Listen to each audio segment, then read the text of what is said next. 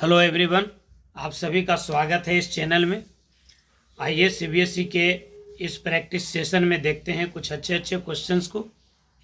ये इस सीरीज का चौथा लेक्चर होगा, मतलब प्रैक्टिस सेशन का। इसके पहले हम लोग 16th प्रॉब्लम कर चुके हैं। आज देखते हैं प्रॉब्लम नंबर 17 से। देखिए क्वेश्चन नंबर 17 ये प्रोबेबिलिटी से लिया हुआ क्वेश्चन है और ये सीबीएसई में पूछा हुआ है बहुत पहले 2018 में। लेकिन इस टाइप के सवाल बराबर पूछे जाते हैं तो आपको इसको एक बार देख लेना चाहिए। ये कंडीशनल प्रोबेबिलिटी का प्रॉब्लम है। क्वेश्चन कह रहा है कि find probability of A union B if twice of P A is equals to P B is equals to 5/13 and P A upon B is equals to 2/5। ये NCERT का problem है। आजकल PGT maths teacher में भी इस type के सवाल पूछे जा रहे हैं। देखिए क्या कह रहा है। क्वेश्चन दिया हुआ है कि twice of P A is equals to 5/13। यहाँ से आप ए की प्रोबेबिलिटी निकाल दीजिए तो P A is equals to होगा 5/26 और प्रोबेबिलिटी ऑफ बी भी दिया हुआ है 5/13। बी की प्रोबेबिलिटी दिया हुआ है 5/13 और एक और दिया हुआ है probability of A upon B is equals to 2/5। Probability of A upon B का फॉर्मूला होता है probability of A intersection B upon probability of B. इसका वैल्यू दिया हुआ है 2/5। अब यहाँ पर आप देखिए पी बी का वैल्यू आपको दिया हुआ है तो probability of A intersection B को आप कैलकुलेट कर लीजिए। Probability of A intersection B is equals to हो जाएगा 2/5 times of probability of B, यानी 2/5 इंटू 5/13। 5 से 5 कट जाएगा तो मिल जाएगा 2/13। मतलब probability of A intersection B का वैल्यू मिल गया 2/13। पर फाइनली हमको निकालना है probability of A union B. तो इसका वैल्यू होता है, फॉर्मूला होता है ए की प्रोबेबिलिटी प्लस बी की probability minus probability of A intersection B. Probability of A union B आपको फाइंड करना था। Probability of A union B का फॉर्मूला याद रखना चाहिए आपको। ये होगा probability of A plus probability of B minus probability of A intersection B. Probability of A हो गया आपका 5/26। प्रोबेबिलिटी ऑफ बी है 5/13 और probability of A intersection B है 2/13। अब आप यहाँ पर एलसीएम ले लीजिए 26, तो ये मिल जाएगा 5 + 10 - 2 2 = 4,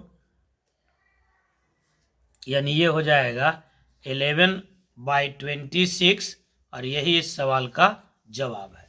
उम्मीद है कि आप अच्छे से सीख गए होंगे।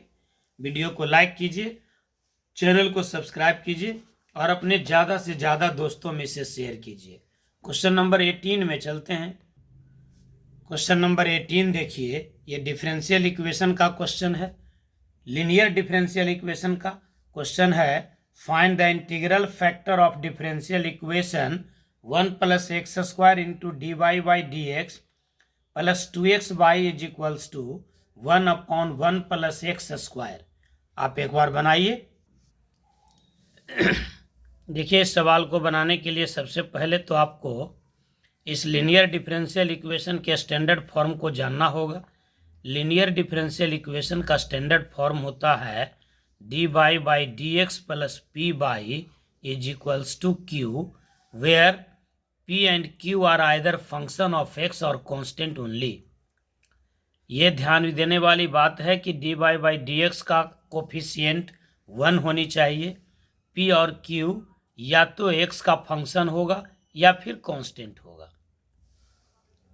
अगर इस तरह का मिलता है तो इस लीनियर डिफरेंशियल इक्वेशन को सोल्व करने के लिए एक इंटीग्रल फैक्टर निकालते हैं जिसका फॉर्मूला होता है e to the power integration of p dx। तो जो हमारे पास गिवन डिफरेंशियल इक्वेशन है हम उसको एक बार लिख लेते हैं। ये है आपका 1 + x² into D Y by D X plus 2xy is to 1/1 + x²। अब आप देखिए यहाँ पर coefficient of D Y by D X 1 होनी चाहिए, 1 नहीं है तो हम डिवाइड कर देते हैं दोनों साइड 1 + x² से, dividing both sides by 1 + x²। तो ये आपको मिल जाएगा dy by upon D X plus 2xy/1 + x² is to 1/1 + x² का होल स्क्वायर। ये 2 टर्म मिल जाएगा आपको। अब आप इसको बड़े आराम से लिख सकते हैं कि this is of the form dy by D X plus P by is to Q where p is to 2x/1 + x² and q is to 1/1 + x² का होल स्क्वायर। ये p बाई था। अब यहाँ से हमको फाइंड करना है integral factor. तो इंटीग्रल फैक्टर इज टू होगा e to the power integration of p dx, यानी e to the power integration of p का मतलब हो गया 2x/1 + x² dx। अब ये अलग से एक इंटीग्रेशन है, इसको ज़रा ध्यान दे दीजिए। ये है integration by substitution 2x/1 + x² का इंटीग्रेशन। आप यहाँ 1 + x² को मान लीजिए z, जब डिफ्रेंशिएट करेंगे तो 1 का 0, x² का 2x dx इज टू होगा dz, यानी इंटीग्रेशन बराबर होगा dz/z जिसका वैल्यू होगा log z, यानी इसका इंटीग्रेशन हो जाएगा आपको e to the power log of z यानी 1 + x²। ये जो हम साइड में लिखे हैं ये सॉल्यूशन का पार्ट नहीं है, ये आप चाहे तो उसको मेंशन कर सकते हैं। मतलब ये कॉमन बात है कि f'(x/f(x) रहे तो उसका integration log of mod of fx होता ही है। अब यहाँ पर आप एक फॉर्मूला लगाएंगे log का कि e का power log x base e रहे तो वैल्यू हो जाता है सिर्फ x। यहाँ भी log का बेस e है तो e का पावर log 1 + x² और बेस e, तो सब खत्म हो जाएगा, बच जाएगा सिर्फ और सिर्फ 1 + x²। और यही इस सवाल का जवाब होगा, इंटीग्रल फैक्टर यही इसका आंसर हो जाएगा। क्लियर है बात? ये आपका आंसर हो गया। यहाँ हमने एक इंटीग्रेशन के लिए फॉर्मेट यूज किया, हम चाहेंगे कि इस फॉर्मेट को आप ध्यान में रखें। इंटीग्रेशन के लिए इम्पोर्टेंट बात है क्या भाई कि इंटीग्रेशन ऑफ f'(x/f(x) dx रहे, यानी न्यूमरेटर का डिफरेंशिएशन डिनोमिनेटर में रहे, तो इसका आंसर हो जाता है log of mod of f(x + c)। जैसे integration of 2x/1 + x² dx, देख रहे हैं न्यूमरेटर का डिफरेंशिएशन है डिनोमिनेटर में, तो आंसर होगा log ऑफ 1 + x²। जैसे ले लेते हैं हम कुछ भी, मान लीजिए कि हम ले लिया ऊपर में e to the power x और नीचे लिख लिया 1 + e to the power x। तो आप देख रहे हैं कि डिनोमिनेटर का डिफरेंशिएशन है न्यूमरेटर, तो इसका भी वैल्यू होगा log of 1 + e to the power x + c। उम्मीद है कि ये कंसेप्ट आपको अच्छे से समझ में आया होगा। क्वेश्चन नंबर 19 में चलते हैं। क्वेश्चन नंबर 19 देखिए, ये एप्लीकेशन ऑफ डेरिवेटिव का प्रॉब्लम है टेंजेंट एंड नॉर्मल से। क्वेश्चन है find the points on the curve x² + y² minus 2x minus 3 is equals to 0 at which the tangent are parallel to X axis. आप जानते हैं कि X axis के parallel किसी line का slope 0 होता है। तो यहाँ पर आपको कंसेप्ट ये ध्यान रखना है कि slope of any line parallel to X axis is 0। हमारे पास कर्व दिया हुआ है X square plus Y square minus 2x minus 3 is equals to 0। आप जानते हैं कि कर्व के इक्वेशन को अगर हम डिफ्रेंशिएट कर देते हैं यानी dy बाई डी एक्स निकाल देते हैं तो dy बाई डी एक्स बता देता है slope of tangent to the curve. तो हम पहले इसको डिफ्रेंशिएट कर देते हैं। तो एक्स स्क्वायर का होगा 2x, वाई स्क्वायर का 2y, dy by D X. Y का अंत होता है dy बाई डी एक्स से, माइनस ट्वाइस एक्स का होगा 1, 3 का होगा 0। इसका मतलब होगा 2 by D by D X is equals to 2 minus 2x। अब दोनों तरफ हम लोग 2 से डिवाइड कर देते हैं तो मिल जाएगा y into D by D X is equals to 1 minus X, यानी dy by D X is equals to हो गया 1 minus X upon Y. D by D X हो गया 1 माइनस एक्स अपॉन वाई। सवाल तो आप पढ़े ही थे बढ़िया से।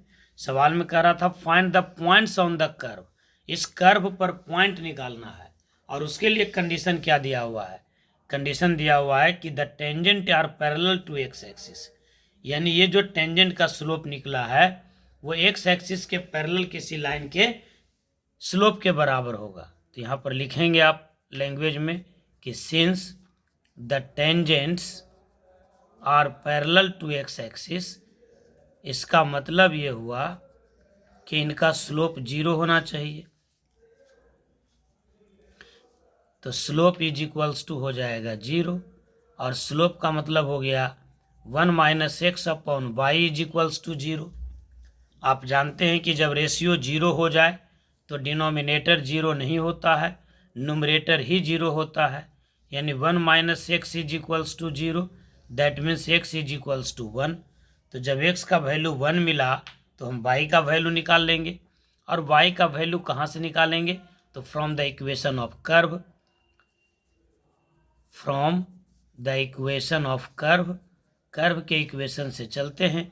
कर्व का इक्वेशन है हमारे पास x square plus Y square minus 2x minus 3 is equals to 0।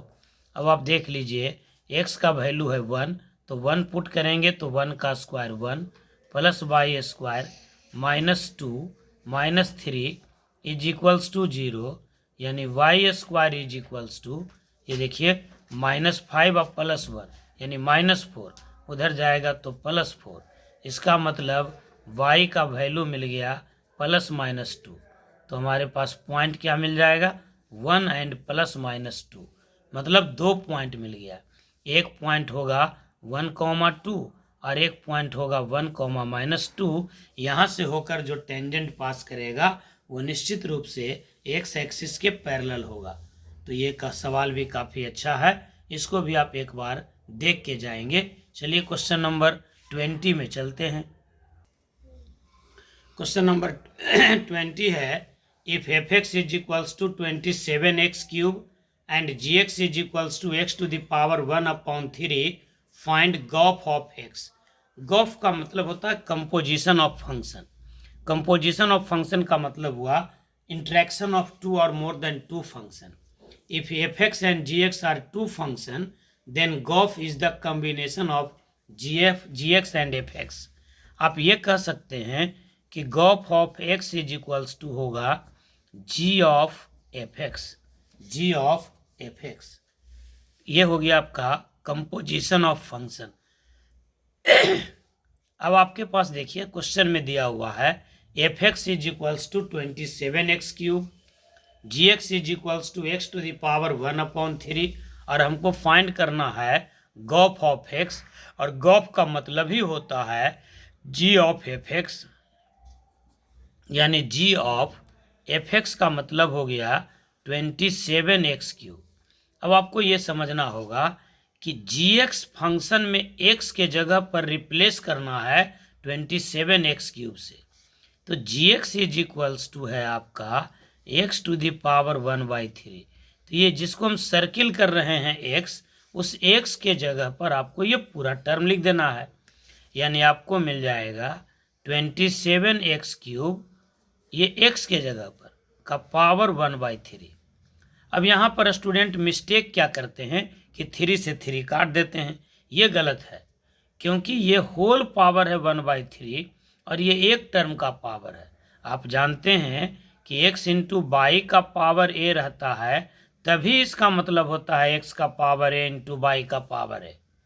ऐसा नहीं कि x इंटू बाई का पावर a को आप कह सकते हैं, ऐसा नहीं। इसका मतलब ये x का तो पावर 3 है, लेकिन 27 का तो नहीं है, इसलिए पहले इस पावर को आपको हटा देना होगा। तो आप इसको लिख सकते हैं 3x का पावर होल क्यूब का पावर 1/3। अब आप पावर को कैंसिल कीजिएगा तो मिल जाएगा 3x, और यही इस सवाल का सॉल्यूशन है।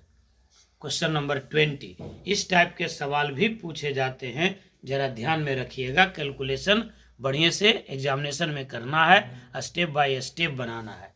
क्वेश्चन नंबर 21 में चलते हैं। क्वेश्चन नंबर 21 देखिए। क्वेश्चन करा find the maximum value of, एक डिटर्मिनांट है 1 1 1 1 1 plus sine theta 1 1 1 1 plus cos theta. ये डिटर्मिनांट का एक क्वेश्चन है जिसमें ट्रिग्नोमेट्री इन्वॉल्व है। तो आप जानते हैं कि इस टाइप के प्रॉब्लम को सोल्व करने के लिए पहले आपको डिटर्मिनांट को इवेल्युएट करना होगा, यानी इसको एक्सपेंड कर करके डिटर्मिनांट का एक वैल्यू फाइंड करेंगे। जो वैल्यू फाइंड होगा वो ट्रिग्नोमेट्रिक एक्सप्रेशन होगा, और तब वहाँ से ट्रिग्नोमेट्रिक एक्सप्रेशन के कारण मैक्सिमम और वैल्यू फाइंड करेंगे, या आप कह सकते हैं कि रेंज का यूज करते हुए एक्सपेंड करेंगे और उसके मैक्सिमम वैल्यू को फाइंड करेंगे। तो सबसे पहले तो हमको इस डिटर्मिनांट को इवेल्युएट करना होगा, और डिटर्मिनांट को इवेल्युएट करने के लिए आपको ध्यान देने की ज़रूरत है कि किसी एक रो या किसी एक कॉलम में ज़्यादा से ज़्यादा जीरो ले आए। It is necessary and it is mandatory to get maximum zero in a particular row और कॉलम, और इसके लिए आप ऑपरेशन करते हैं रो का रो के साथ या कॉलम का कॉलम के साथ। तो आप सोचिए कि how can we get maximum zero in any particular row और एनी पार्टिकुलर कॉलम। तो देखिए R1 में है 1 1 1 और R2 में है 1 और यहाँ भी 1। तो अगर हम R1 में R2 माइनस कर देते हैं तो 2 जीरो आ जाएगा, उसके बाद सोल्व कर देंगे। तो हम यहाँ पर डिटर्मिनांट को हम पहले मान लेते हैं कि ये डेल्टा है, और ये है क्या, तो 1 1 1 1 1 plus sine theta and 1 1 1 1 plus cos theta. अब हम यहाँ पर अप्लाई कर देते हैं R1 माइनस R2, R1 में से R2 को माइनस कर देते हैं, तो 1 माइनस 1 जीरो होगा, 1 माइनस 1 कैंसिल, लेकिन साइन थीटा बच जाएगा माइनस में, और यहाँ 1 माइनस 1 हो जाएगा जीरो। R2 और R3 को एज इट इज रहने दीजिए, 1 1 plus sine theta and this is 1, नीचे 1 1 1 प्लस कॉस थीटा। अब हम इसको इवेल्युएट करेंगे, इवेल्युएट करने के लिए हम R1 को सेलेक्ट कर लेते हैं, तो R1 से एक्सपेंड कर देते हैं। लिखना होगा एग्जामिनेशन में एक्सपेंडिंग अलोंग R1, तो आपको मिल जाएगा, ये जीरो वाला छोड़ दीजिएगा, ये भी छोड़ दीजिएगा। ये साइन थीटा है नेगेटिव और इनका साइन भी होता है नेगेटिव। डिटर्मिनांट को जब आप एक्सपेंड करते हैं तो इसका साइन लेते हैं पॉजिटिव, इसका नेगेटिव, इसका पॉजिटिव, तो माइनस साइन थीटा। अब ये रो और ये कॉलम खत्म हो जाएगा, तो बच जाएगा कितना, 1 इंटू 1 प्लस कॉस थीटा, यानी 1 प्लस कॉस थीटा। ये देखिए ये कैंसिल और ये कैंसिल, तो बचेगा -1, तो ये 1 से 1 कैंसिल हो गया, तो minus minus plus sine theta into cos theta, ये हो गया sine theta into cos theta. अब ये आपका डिटर्मिनांट का सॉल्यूशन आया। लेकिन हमको इसका मैक्सिमम वैल्यू निकालना है। तो ट्रिग्नोमेट्रिक फंक्शन की एक बेहद खूबसूरत बात है कि मैक्सिमा और मिनिमा जो है डायरेक्ट अलजेब्राइक कैरेक्टर को फॉलो नहीं करता है। यानी यहाँ पर आप ऐसा नहीं कह सकते हैं कि साइन थीटा का मैक्सिमम वैल्यू 1 और कॉस थीटा का मैक्सिमम वैल्यू 1, तो 1 इंटू 1 यानी 1। आपको यहाँ नॉर्मल फंक्शन में जाना होगा। आप इसको 2 से मल्टीप्लाई कर दीजिए, तो 2 into sine theta into cos theta, और 2 से डिवाइड कर दीजिए क्योंकि हम सिंगल फंक्शन में जाना चाह रहे हैं। अब आपका ये हो जाएगा 1/2, और 2 साइन थीटा कॉस थीटा का वैल्यू होता है साइन 2 थीटा। आप ये भी जानते हैं कि साइन 2 थीटा का वैल्यू -1 से 1 के बीच में लाइज करता है, यानी इनका मैक्सिमम वैल्यू 1 होता है। तो साइन 2 थीटा का मैक्सिमम वैल्यू हो गया 1, तो पूरे एक्सप्रेशन का मैक्सिमम वैल्यू क्या मिल जाएगा? पूरे एक्सप्रेशन का मैक्सिमम वैल्यू हो जाएगा 1/2 इंटू साइन 2 थीटा यानी 1, यानी आंसर हो जाएगा 1/2। उम्मीद है कि आपको ये सेशन बहुत अच्छा लगा होगा। कई प्रकार के क्वेश्चंस को आप बड़ा कम समय में रिवीजन कर लीजिए। वीडियो अच्छा लगता है तो इसको निश्चित रूप से लाइक कीजिए और ज़्यादा से ज़्यादा अपने दोस्तों में शेयर कीजिए। आज के इस सेशन को हम यहीं समाप्त करते हैं।